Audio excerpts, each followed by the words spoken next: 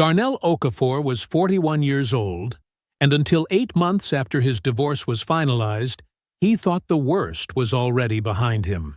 He had built his freight logistics company from nothing, from night shifts and an uncle's auto shop in Akron, into a 7-figure federal contracting firm that nobody saw coming, including his ex-wife, Brianna.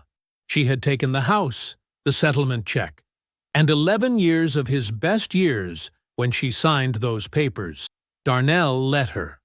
What Brianna did not know was that 3 months after the ink dried, the federal contract he had been quietly negotiating for 2 years finally closed, and it changed everything. So when she arrived at his private hangar with her attorney, dressed like she had already won, demanding her share of a jet she had no legal claim to, she was standing in front of a man she had never actually known. She believed she was looking at the same patient, overlooked man she had left behind. She had no idea what he had already found, and what he was already building against her. Before we jump into the story, comment where in the world you are watching from and subscribe, because tomorrow's story is one you need to hear. The hangar smelled like jet fuel and cold concrete. Darnell Okafor crouched beside the front landing gear of the Cessna Citation CJ-3 Piles and ran 2 fingers along the strut assembly the way his Uncle Raymond had taught him to check a brake caliper. Slow, deliberate, trusting his hands before his eyes. The plane was white, with a thin charcoal stripe running the length of the fuselage. Clean, precise, not flashy. He had not chosen it to make a statement. He had chosen it because it was the right tool for what his business needed now. And Darnell Okafor had always chosen tools that way. He was wearing work boots, dark jeans, a plain navy jacket with no logo on it. His charter crew, 2 men who had worked hangars longer than Darnell had owned anything worth keeping, moved around the aircraft at a respectful distance, running their own pre-flight checks. Nobody was performing for anybody. That was how Darnell liked it. He stood up and looked at the plane for a moment. 41 years old. A hangar outside Columbus, Ohio. A jet with his company's tail number on the registration. He allowed himself 3 full seconds to feel the weight of that. Then he moved on to the port engine housing. There was a version of Darnell Okafor that existed before all of this, before the contracts, before the condo, before the jet. And that version of him smelled like motor oil and spent his Saturdays lying under other people's cars in a shop off South Arlington Road in Akron. His Uncle Raymond had run that shop for 30 years. Raymond was not a warm man, but he was a precise one, and he believed that a person who could not fix something with their hands had no business claiming they understood it. Darnell had absorbed that lesson so completely it became his personality. He had put himself through business school on a partial academic scholarship, and 4 years of overnight logistics work for a regional freight carrier. He had graduated without ceremony, no family trip, no dinner out, because there was no money for ceremony and because, honestly, the degree was just the next tool. He had built his consultancy from a side operation running out of a spare bedroom into a full freight and charter logistics firm over 15 years, methodically, quietly, the way you build anything that lasts. He had married Brianna Whitfield at 30. She was 39 now, and she had been extraordinary, not beautiful in the way people meant when they used the word carelessly, but arresting. She could walk into a room full of strangers and within 20 minutes have 3 of them convinced she was the most important person there. She had laughed at his jokes before he was funny enough to deserve it. She had believed in him, or performed belief so precisely, that Darnell, a man who read people like logistics manifests, could not find the seam. By year 7, the laughter stopped first. Then the dinners. Then the pretense of shared direction. The coldness that settled between them had arrived without announcement and without a specific cause he could identify. And that absence of cause had bothered him more than the coldness itself. A man who solves problems needs to know where the problem is. The divorce was finalized 8 months ago. Brianna's attorney, a silver-haired man named Harlan Freed, who carried himself like a closing argument, had pushed hard for half of everything. Kwame had pushed back harder, with documentation. The final settlement gave Brianna the marital home in Dublin, one of the vehicles, and a negotiated lump sum payout. She had signed the papers at the conference table with her jaw set and her eyes saying something her mouth was too controlled to finish. 3 months after that, Darnell's firm was awarded a federal freight contract he had been quietly pursuing for 2 years. The kind of contract that doesn't just change a quarter, it changes what is possible. The jet was the most visible piece of what came after. A business asset registered under a company subsidiary. The tail number filed in his firm's name. He was at the hangar for a routine pre-flight inspection, nothing more than that, when his phone buzzed against his thigh. He pulled it out. Kwame. He answered. "Hey." Kwame's voice came back careful, measured in a way that meant he had already thought through what he was about to say. "She's on her way." With Harlan Freed. The hangar air felt slightly colder than it had a moment ago.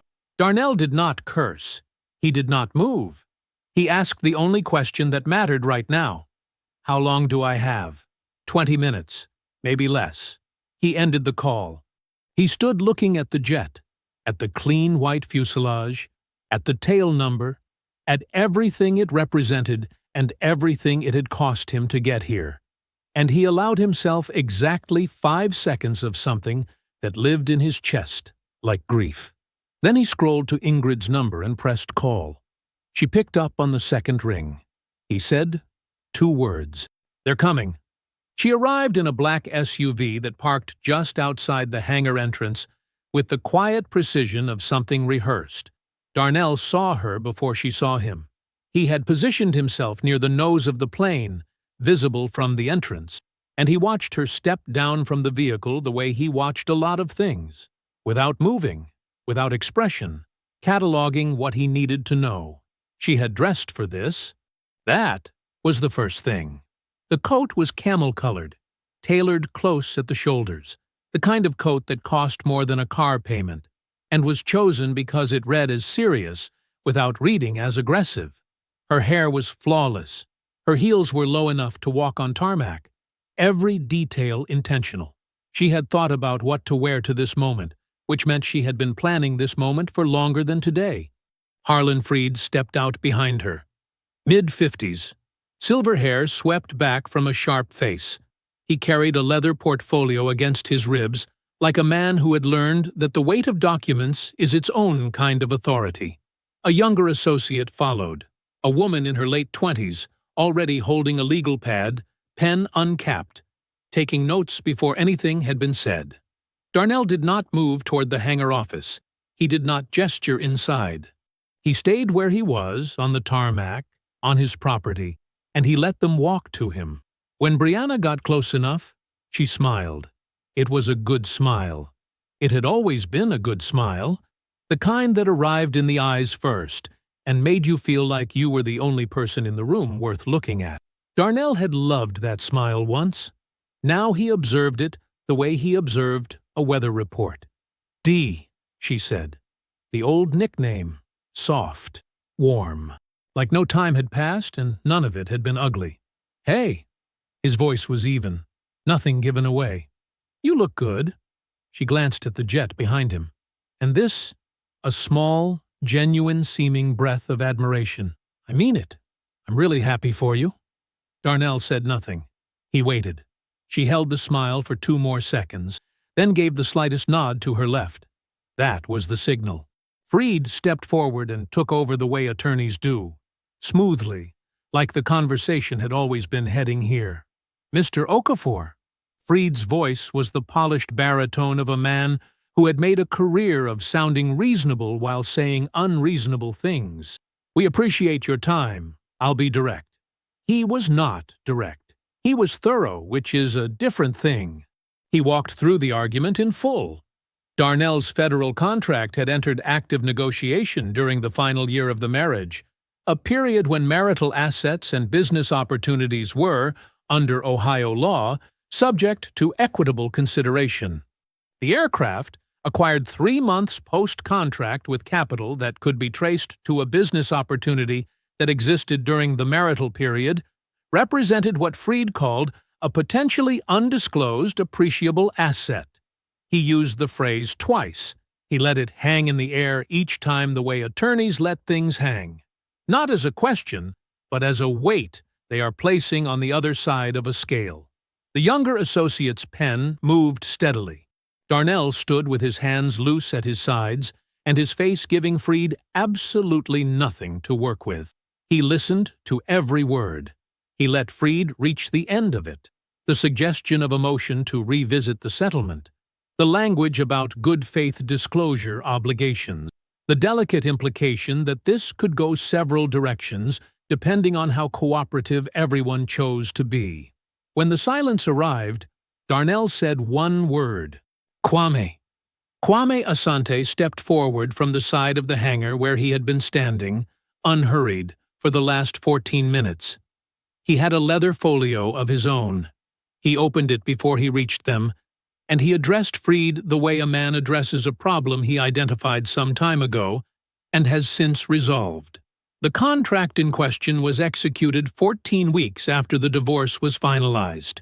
The full record of pre-negotiation activity, every communication, every preliminary filing, every interagency correspondence, was disclosed to opposing counsel in the settlement proceedings per Ohio Revised Code 3105.70.1.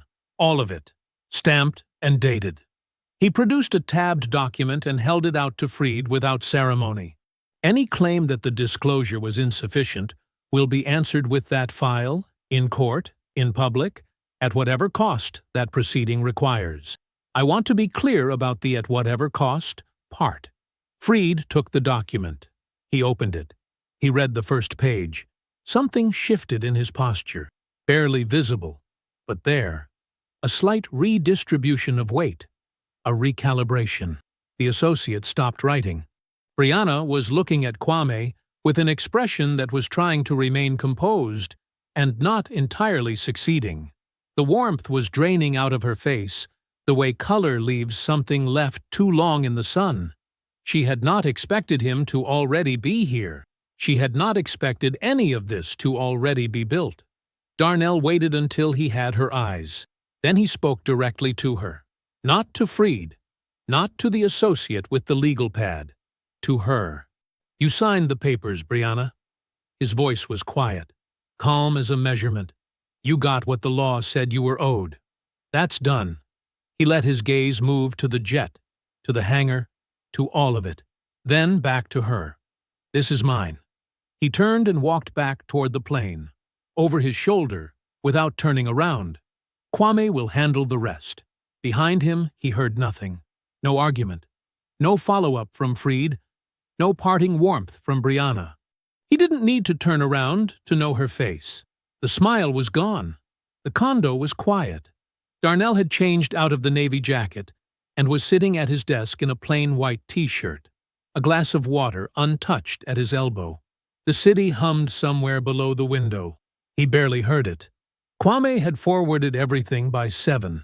The full disclosure file, Freed's correspondence, the communication timestamps, the original settlement documentation, the motion language Freed had apparently drafted but never filed.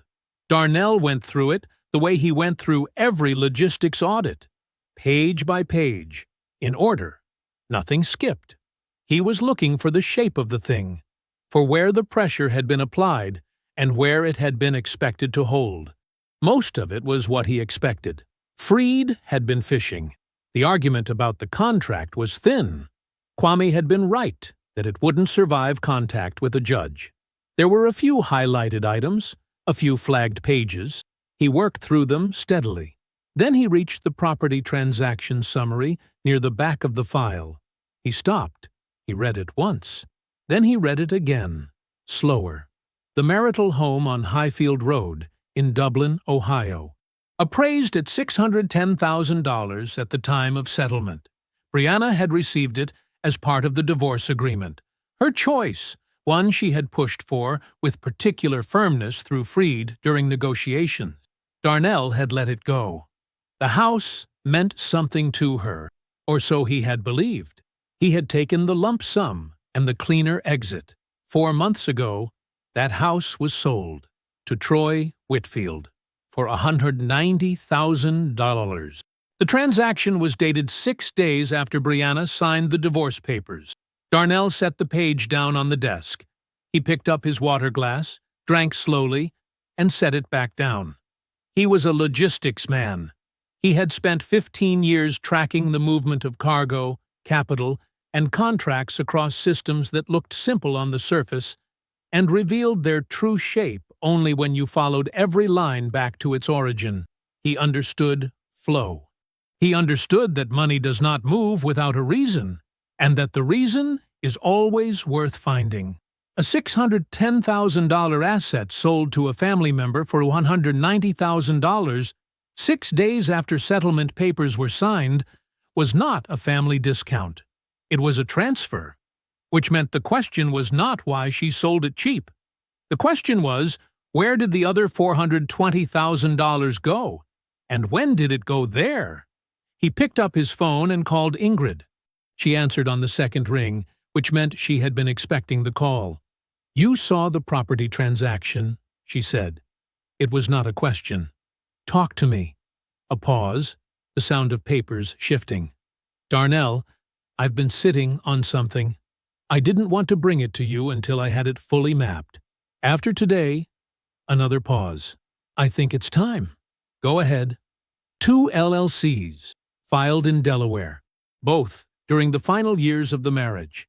Her voice was steady and precise, the way it always was when the numbers were doing something she needed him to understand completely. They're registered to addresses tied to Brianna's family. One is tied to a property in Cincinnati. I ran the registered agents. They're both shell structures. Clean filings, nothing unusual on the surface. When were they filed? First one, about 4 years before the divorce. Second one, roughly 2 years out. Darnell was quiet. The accounts connected to both entities showed zero activity for a long time. Ingrid continued. No transactions, no incoming, nothing that would trip a flag in a routine review. But 8 months ago, right around when the settlement was finalized, she stopped. "They started moving," Darnell said. "Yes." He leaned back in his chair. The ceiling was white and offered nothing. He looked at it anyway. "How much?" he asked. "I'm still tracing it. I wanted to be sure before I gave you a number. I'll have something more complete in 48 hours. "All right," he said. "Don't talk to anyone else about this." "I know," she said quietly. "I know."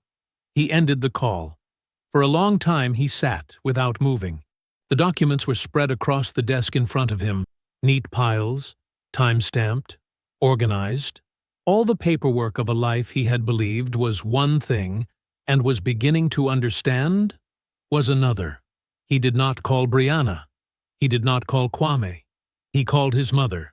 Paulette Okafor answered on the third ring, her voice carrying the specific warmth she reserved only for him. Low, unhurried, already paying attention. "Hey, baby." "Mama." He exhaled slowly through his nose. "You got a few minutes?" "I got all the minutes you need." He told her everything, from the hangar that morning to the property transaction to Ingrid's call. He laid it out in order, the way he laid everything out. No drama, no editorializing. Just the facts arranged so the shape of them was visible. She did not interrupt once. When he finished, the line was quiet for a moment. Then Paulette said, "How long has she been planning this, baby?" "I don't know yet," Darnell said. His voice was even, quiet. "But I'm going to find out." He stayed on the phone with her a little while longer without saying much. Then he said good night, set the phone face down on the desk, and sat in the dark with the document still open in front of him, thinking. The call started at 7:15 in the morning. Darnell had been up since 5. Coffee made, desk cleared, the disclosure documents reorganized into 3 separate piles. He had slept 4 hours, maybe 5. It was enough. Ingrid joined the line first. Kwame connected 30 seconds later. No greetings, no small talk. Darnell spoke first. "We are building a complete financial timeline," he said. "Everything. The marriage, the business accounts, the vendors, the LLCs, all of it, mapped from the beginning. Nothing gets filed. Nothing gets moved. Not until the picture is whole." Kwame's voice was calm. "Understood." Ingrid said, "I'll need access to the archived billing records from years 4 through 11. I have most of it, but I want the raw data, not the summaries." "You'll have it by noon," Darnell said. That was Monday. By Thursday, the shape of it was starting to show.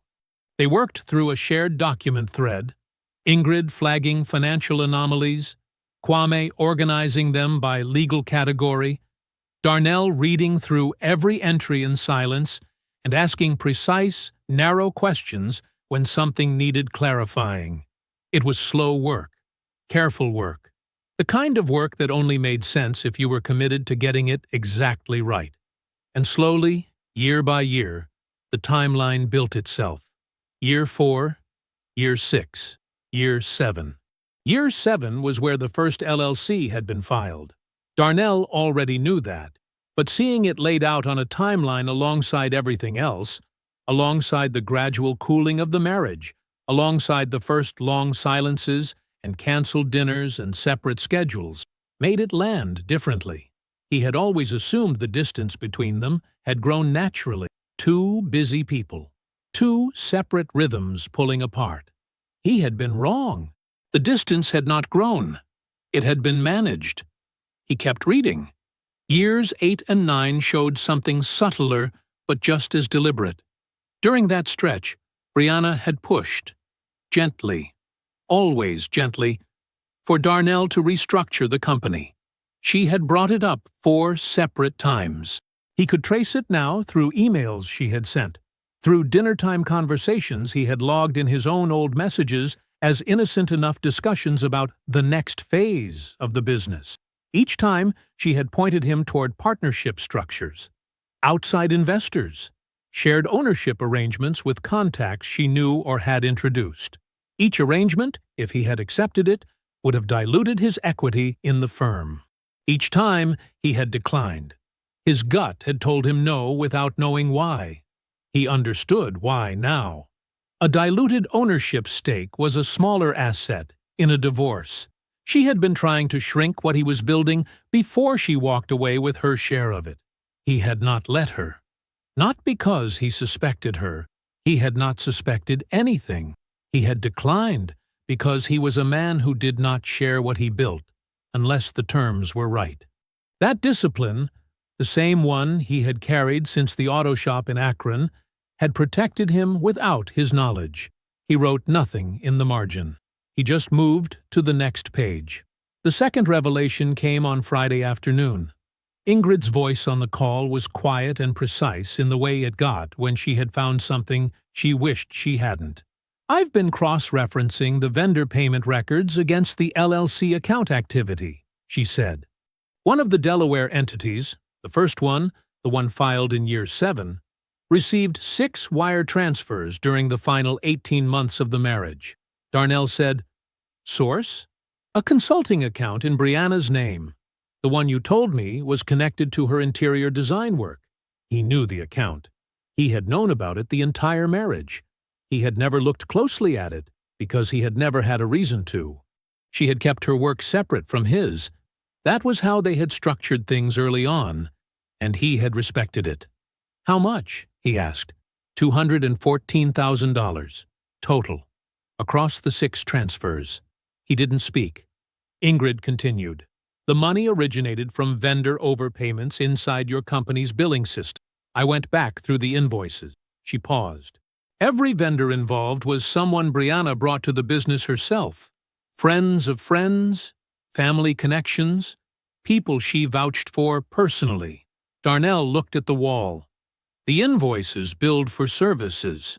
The services were either inflated significantly or never performed at all. The surplus was routed out through the consulting account and into the LLC. She said it plainly, without editorial. That was Ingrid's way. But the plainness of it made it land harder, not softer.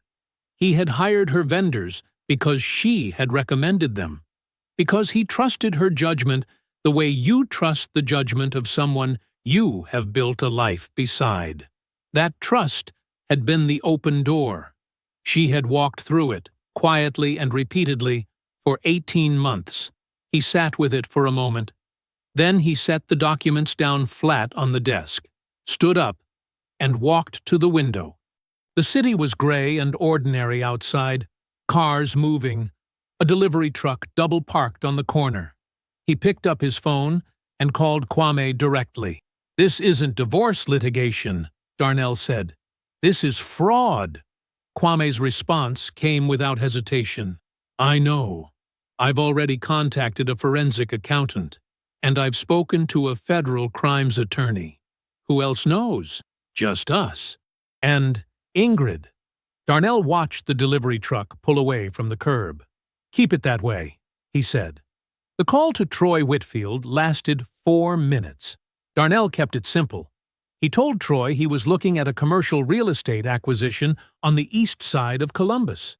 Nothing specific, just exploring the market. And that he remembered Troy knew the area well.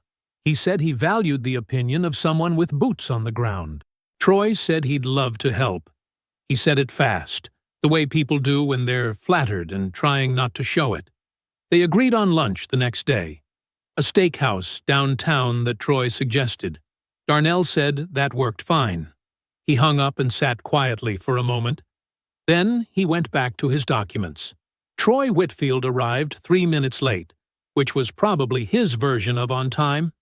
He was broad-shouldered, easy smiling, dressed in a sport coat that was one size too new. The kind of thing a man wore when he wanted to signal he was doing well, without being too obvious about it. He shook Darnell's hand with both of his. Warm, familiar.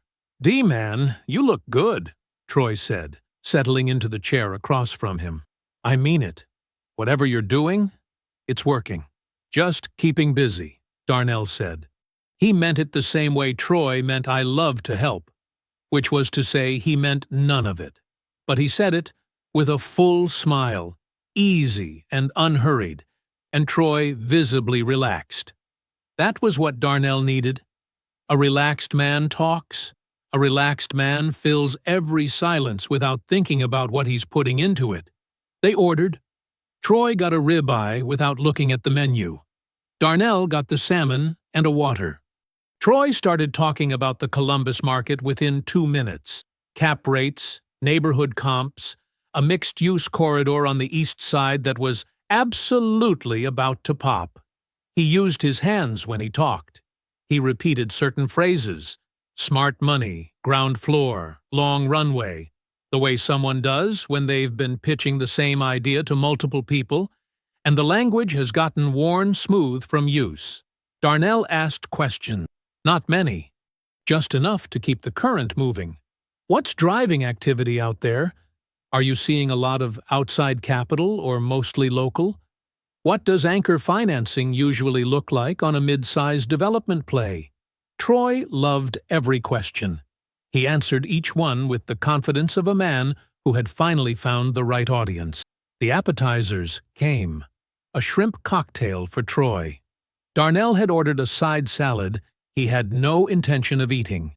Somewhere between the shrimp and the entrees, the conversation shifted the way Darnell had known it would if he was patient enough. Troy leaned back in his chair, took a long sip of his drink, and said with the casual pride of a man who couldn't help himself, "I've actually got my own project moving right now. A development play me and Bree have been building toward for a while." Darnell nodded slowly. He picked up his water glass. "Real estate development," he said. It was not a question. "Yeah. We've been working on the structure for a while, putting together investors, finalizing the land play." Troy shrugged, like he was downplaying it. He wasn't downplaying it. "It's a solid project. Good bones." "What property are you anchoring on?" Darnell asked. Troy reached for another shrimp. Something shifted in him. A beat, brief enough that most people would have missed it entirely. His hand moved, his jaw set, and then the smile came back. "That house," he said. "The one on Highfield." He said it the way you say something when you've decided it's fine. Like he'd asked himself a quick question and answered it before the words came out. Darnell kept his expression exactly where it was. Curious, mild, interested. The house on Highfield. The marital home. The one appraised at $610,000. The one Brianna had signed over in the divorce settlement and then sold to Troy 6 days later for $190,000. The house that had been sitting at the center of the financial picture like a load-bearing wall since the moment Darnell first saw the transaction record. He saw the whole shape of it now. Not as a guess, as a structure. The development deal had not been something Troy and Brianna cooked up after the divorce. It had been the reason for the sale, the reason for the price. The artificially low transfer had moved a $610,000 asset into the project at $190,000, a discount that created equity to be built on, a seed capital position funded entirely by the value Darnell had spent years building in that house. The divorce was not what it had looked like. It was not two people ending something that had stopped working. It was an exit with a destination already mapped. A structure built around a funding source who had not been told he was funding anything. Darnell had been the funding source. He asked Troy 2 more questions about the development timeline. Reasonable questions, interested questions. Troy answered both of them and ordered a second drink. The entrees came. Darnell ate his salmon. Troy ate his steak. The conversation moved on to the Columbus market again, to a new mixed-use project near the Arena District, to football, to nothing in particular. When the check arrived, Darnell picked it up without discussion. "Send me the development prospectus when it's ready," he told Troy, pulling on his jacket. "I want to take a look at it." Troy's face lit up. "Absolutely, man. I'll get that to you." They shook hands at the door. Troy's grip was warm and easy. He did not notice anything. The car was quiet and still in the parking garage. Darnell sat behind the wheel with the engine off. He let one long, slow breath out through his nose. Then he started the car. He pulled out of the garage and onto the street, and he drove directly to his mother's house. Paulette Okafor opened the door before Darnell finished climbing the porch steps. She took one look at his face and said nothing. She simply turned and walked back toward the kitchen, and he followed her inside, pulling the door shut behind him. She didn't ask what was wrong. She didn't ask if he was okay. She already knew the answer to both, and she was not a woman who asked questions she already knew the answers to. The house smelled the way it always had, coffee and something faintly floral, the same plug-in air freshener she had used for 20 years, in every house she'd lived in. The hallway light was the soft yellow of a 40-watt bulb. A stack of library books sat on the side table near the door, a cloth bookmark tucked neatly into the top one.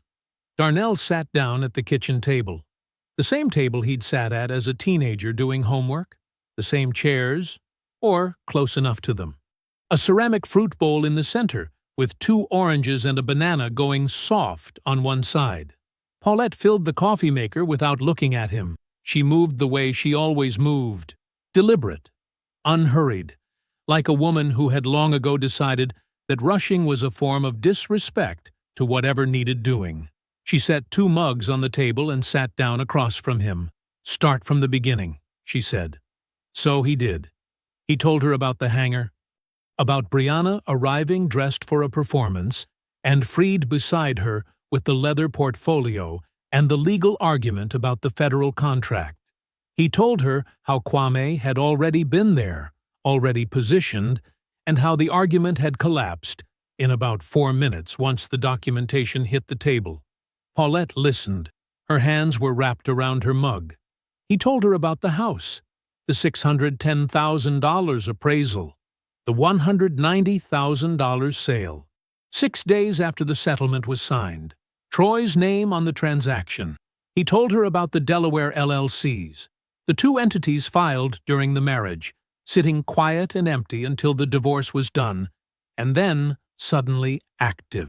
He told her about the vendors, about the invoices run through his own billing system, about the consulting account Brianna controlled, the one he thought paid for fabric samples and client meetings, and whatever else went into building someone's living room, about the 6-wire transfers, about the $214,000, about the fact that every single vendor in the scheme was someone Brianna had introduced him to. Friends of friends, family connections, people she vouched for personally. He had hired them because she said they were good. He had trusted her judgment because she was his wife. Paulette didn't flinch. She just listened. Then he told her about lunch, about Troy's sport coat and his second drink, and the way he'd said that house, the one on Highfield, like he'd done a quick calculation and decided it was fine. About how the development deal wasn't something they'd cooked up after the marriage ended. It had been the destination. The divorce was the road that got them there. When he finished, the kitchen was quiet except for the hum of the refrigerator. Paulette looked at him steadily. "What are you going to do?" Darnell turned his mug slowly on the table. "I'm going to wait." She didn't react. She let him continue. "They're not done building," he said. "The development deal is still in motion. Troy's out there courting investors. Brianna is positioning herself as part of a legitimate real estate venture." He paused. "If I move right now, if Kwame files anything today, she folds the LLCs before anything gets frozen. Troy transfers whatever he can. They separate and scatter, and the money gets harder to trace and harder to recover." He looked up.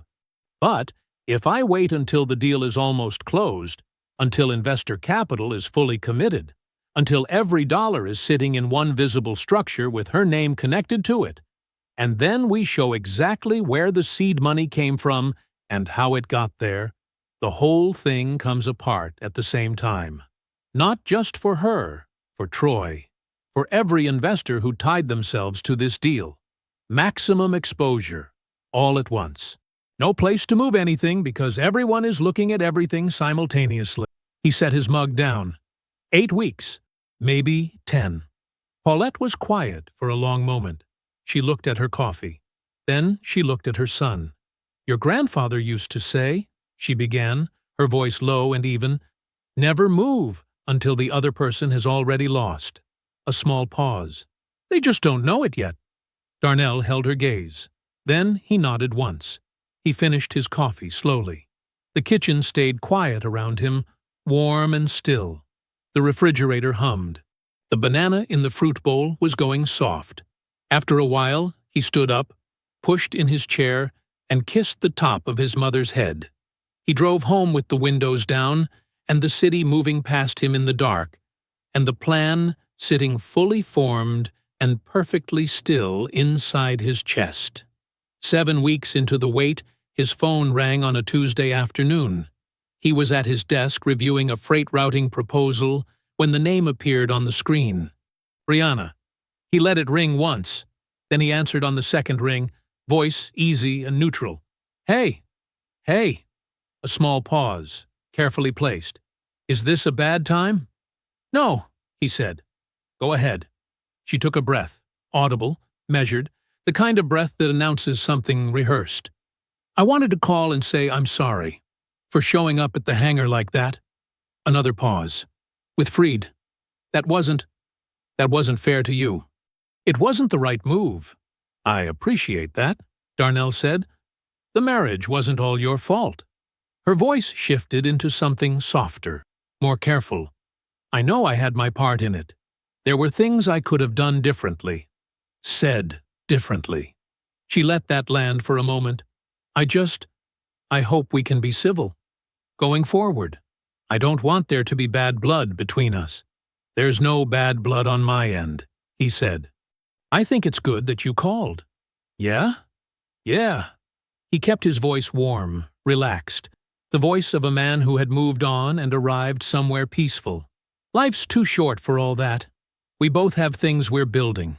That's what matters. She exhaled, genuine relief in it, or a very good impression of genuine relief. I'm glad to hear you say that. I really am. Take care of yourself, Brianna. You too, Darnell. He set the phone down on the desk. He sat with the silence for a moment. He felt no anger, no sadness, no warmth left over from the sound of her voice.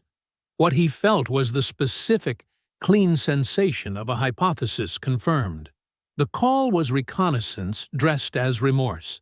She had come to the hangar and found a wall, and now she needed to know if that wall had softened. She needed to know how much he knew and how he was carrying it. He had told her nothing, and she had understood that as reassurance. Good. He pulled the freight routing proposal back in front of him and returned to work. 3 days later, Ingrid called. He could tell from the first second of silence, just a half-beat longer than usual, that she wasn't calling about quarterly projections. I found something, she said. Talk to me. I've been cross-referencing the vendor invoices against the state business registration records. Her voice was flat and precise, the way it always got when the numbers had shown her something she didn't want to be true. The primary vendor, the one the $140,000 ran through. What about it? Darnell. A pause. It was registered in year 4. He didn't say anything. Not year 7. Not during the cold period. Not when things were already falling apart. Ingrid's voice stayed steady, but something underneath it pulled tight. Year 4. While the company was still mid-climb. While the marriage was, by all accounts, still intact. He set down the pen he'd been holding. Year 4. He knew exactly what year 4 looked like. He could still feel it if he reached back far enough. The 16-hour days.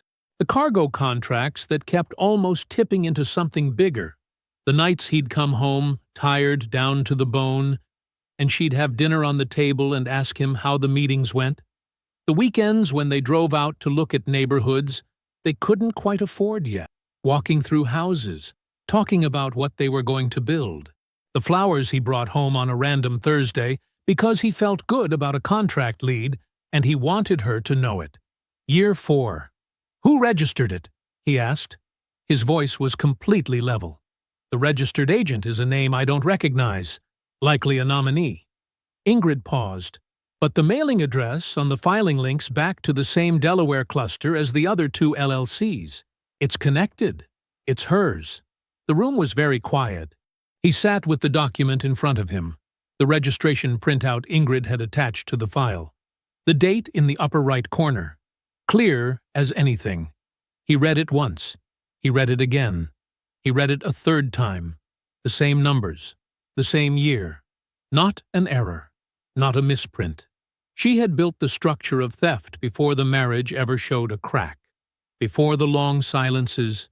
Before the separate schedules.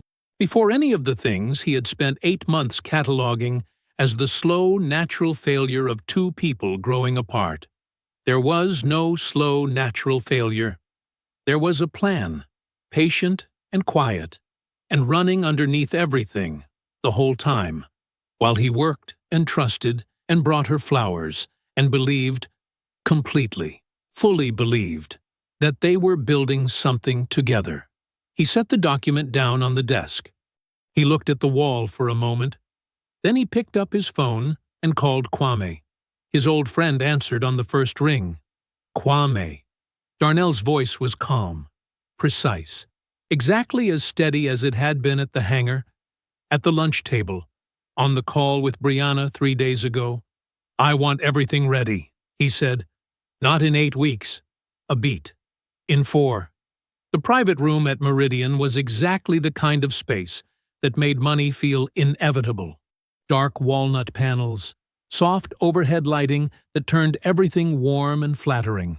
A long rectangular table set for 14, with water glasses already filled, and a small arrangement of white flowers at the center that managed to look both tasteful and expensive. The kind of room where deals got made not because the numbers were perfect, but because the atmosphere said they were. Brianna had chosen it deliberately. She understood rooms the way some people understood languages, fluently, instinctively, with a native speaker's ear for what each detail communicated. She stood near the far end of the table in a deep burgundy dress, one hand resting lightly on the back of a chair, talking to a gray-haired man named Ellison, who had made his money in warehouse distribution. She was asking about his grandchildren. She had remembered their names from a conversation 6 weeks ago. That was not an accident. Nothing Brianna did in a room like this was an accident. Troy was at the front, adjusting the projection screen. He had the nervous, slightly over-eager energy of a man who knew this was the biggest pitch of his career and was trying very hard not to show it. His suit was new. His slides were clean. He had rehearsed the deck 14 times in the past 2 weeks. 12 guests were seated or standing with drinks in hand. 10 men, 2 women. Most were in their 50s. All of them had money to deploy and the particular kind of confidence that comes from having deployed it successfully before. 2 had already committed. The other 4 were the ones that mattered tonight. The pitch ran 40 minutes. Troy was good. Better than Darnell would have expected, if Darnell had been there to see it. He walked the room through the Highfield parcel. The location, the zoning variance, the projected residential build-out, the comparable sales in the corridor. His numbers were clean. His projected return was conservative enough to seem credible and strong enough to seem worth the call. Brianna spoke once, briefly, about the community development angle. The kind of language that made investors feel like their money was doing something noble alongside something profitable. She delivered it without overselling. Just the right amount of warmth. Just the right amount of substance. When Troy clicked to the final slide, the room felt like a held breath about to release. "Happy to open it up," Troy said, clicking off the projector. "Questions? Thoughts? The floor is yours." A few people spoke. One asked about the zoning timeline. One asked about the general contractor. Standard questions. The kind a prepared team answers without breaking stride. Then the man 3 seats from the end of the table set down his water glass and spoke. "I have one." His voice was unhurried, almost bored, the way a man sounds when he already knows the answer to what he's about to ask. "Can you walk me through the capitalization of the seed asset? Specifically, the acquisition of the anchor property and the source of the purchase funds?" Troy blinked. "Sure, yeah. The anchor property was acquired through a private family transaction at $190,000, the man said. Calm, precise. "Yes, I saw that in the materials." He opened the leather portfolio in front of him. He did not rush. He did not raise his voice. He simply removed 3 documents and placed them on the table in a row, one after the other, with the deliberate care of a man who had been waiting a long time to set them down. The first was an appraisal report. The number at the top was $610,000. The property address was Highfield. The second was a transaction record. The same address. A different number. $190,000. The buyer's name was Troy Whitfield. The date was 6 days after a divorce settlement was signed. The third document was longer. A summary, dense with dates and dollar amounts and entity names. Delaware LLCs, vendor invoices, wire transfers. A total figure near the bottom, underlined $214,000. A timeline spanning 4 years. Kwame Asante looked up from the documents and addressed the room. Not Brianna, not Troy. The room. The seed capital for this project was extracted from a logistics firm through fraudulent vendor invoicing over approximately 4 years. The anchor property was acquired through a transaction structured to convert marital equity into private investment capital at a fraction of its appraised value. He paused to let that settle. Every investor at this table is now materially connected to those facts. I would strongly recommend that each of you speak to your own attorney before this evening concludes. The room did not erupt. It went still. The specific, airless stillness of 12 people recalculating everything they had heard in the last 40 minutes. One of the already committed investors, Ellison, the warehouse man Brianna had charmed with his grandchildren's names, reached across the table and quietly asked for a copy of the document. A woman at the far end did the same. Neither of them looked at Brianna when they asked. Troy turned toward Kwame. When he said the name, it came out like a word he didn't recognize. Kwame?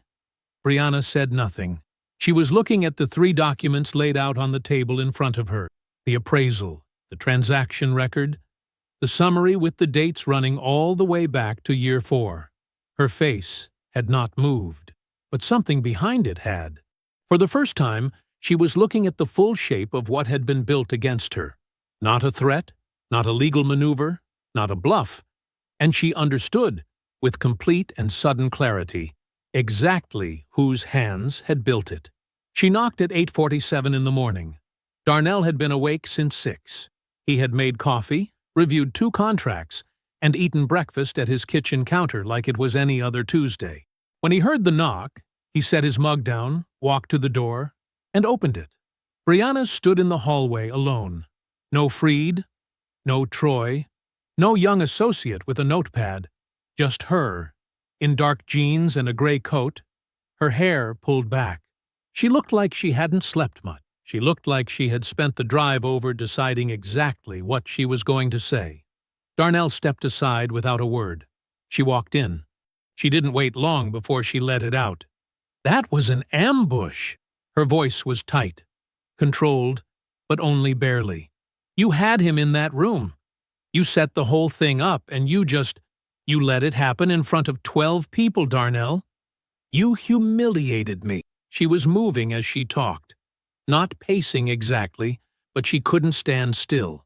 Her hands moved with her words. You could have come to me. You could have called. You had questions about the house, about Troy, about whatever you think you found. You could have picked up the phone. Instead, you sent your attorney into a dinner with investors and blew everything up like, are you finished? Not sharp, not cold, just a question. She stopped. He pulled out a chair from the kitchen table and sat down. He did not invite her to sit. He did not raise his voice. He simply folded his hands on the table and looked at her, the way a man looks at something he has already fully understood. Sit down if you want, he said. But either way, I'm going to walk through this. She stood, arms crossed, jaw tight. He started at the beginning. Year 4. The ghost vendor, a small consulting entity, registered to an address connected to her family, created 14 months into what Darnell had believed was the most stable stretch of their marriage. He had still been working double shifts building the firm. He had trusted her introductions because she was his wife, and that was what trust looked like. He walked through the invoicing structure. The way vendor payments ran through his billing system, slightly inflated, routed back through the LLC accounts, clean enough not to trigger anything at a glance, built by someone who understood how he operated, because she had been watching him operate for years. The 6 wire transfers, the $214,000, the Delaware LLCs that stayed dormant until the moment the divorce papers were signed, like timers that had been waiting to start. Then, the house. The $610,000 property transferred to Troy for $190,000 6 days after she signed the settlement. The development deal that required a low-cost anchor property to make the returns work. A deal that existed before the ink on those papers was dry. Before, most likely, she ever asked for a divorce at all. Then, the phone call. 3 days before investors' night. The apology, the warmth, the careful, calibrated sincerity. That call wasn't about clearing the air, he said. You wanted to know where I was, whether I was watching, whether I had figured it out. He said it plainly, without heat. That was reconnaissance. Her jaw tightened. The marriage failed, Darnell. I had needs that— I hear that, he said. He did not flinch from it. And we can have a conversation about the marriage if that's what you want. But the vendor in year 4 doesn't have anything to do with your needs. It has to do with a decision you made when things were still good, when I was still bringing you flowers. He let that land. The marriage didn't drive you to this. You were already doing this. You were never home. Her voice climbed slightly. You were working constantly, building your business, and I was just— You were building too, he said. Just not with me. Silence. She shifted her weight. When she spoke again, her voice had dropped. I gave you 11 years, Darnell. He looked at her steadily. You gave me 4, he said. After that, you were waiting for the number to get big enough. The air in the room changed. Something went out of her posture. Not collapse, but deflation. The kind that happens when a person runs out of angles. After a moment, she asked, What do you want from me? Nothing. He said it simply. You already took what you believed you were owed. Now, the people whose job it is to have opinions about fraud are going to form those opinions. That's between you and them. He stood, walked to the front door, and opened it. She crossed the room slowly, stopped in the doorway. She didn't look back at him right away. When she did, there was no strategy in her face, no warmth calibrated for effect, just something quiet and tired and stripped of all its polish. You were good to me, she said. It was the first genuinely true thing she had said in years. Darnell looked at her evenly. I know. He closed the door. The development deal was dead inside of 2 weeks. It didn't collapse loudly. It came apart the way a careful structure always does when the foundation gets pulled, quietly at first, then all at once. 3 of the committed investors consulted their own attorneys after leaving the dinner. All 3 withdrew. The 4th never responded to Troy's follow-up calls. The pitch deck, the projected returns, the polished presentation Brianna had spent months building, none of it mattered once people understood what was underneath it. Troy called Darnell 6 days after the dinner. His voice had lost all of its easy warmth. He cooperated fully. It turned out that a man facing co-defendant exposure for his role in a fraudulent property transfer moves very quickly toward self-preservation. Troy gave Kwame everything: text messages, emails, a phone recording he hadn't mentioned before, and a signed statement detailing the timeline of the development plan, including the conversations with Brianna that took place while she was still Darnell's wife. His cooperation was not an act of conscience. It was arithmetic. But the result was the same. A paper trail so precise and complete that Brianna's attorneys had almost nothing left to argue around. Freed withdrew first. The letter cited a conflict of interest and arrived by courier. Brianna cycled through 2 more attorneys after that. One who lasted 3 weeks, one who lasted less than 2. The 3rd attorney, a woman out of Cincinnati, was the one who finally sat Brianna down and told her the honest truth about what the evidence looked like and what a trial would cost her in every sense of the word. The settlement was reached on a Wednesday morning. It was not the settlement Brianna would have chosen. A structured repayment agreement for the full $214,000 drawn against assets she actually held. Civil fraud findings entered into the public record. Not buried, not softened, not negotiated into something that could be misread. Her name on a permanent legal document trail that would surface in any background check, any due diligence review, any search conducted by anyone with a reason to look.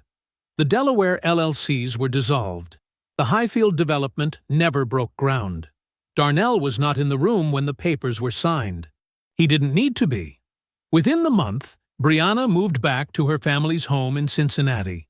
The house on Highfield, the one that started all of it, sat in legal limbo for another 3 months before it was ultimately liquidated as part of the repayment structure. The number it sold for was close to its actual appraised value. Darnell noted that without feeling much about it. She was not imprisoned.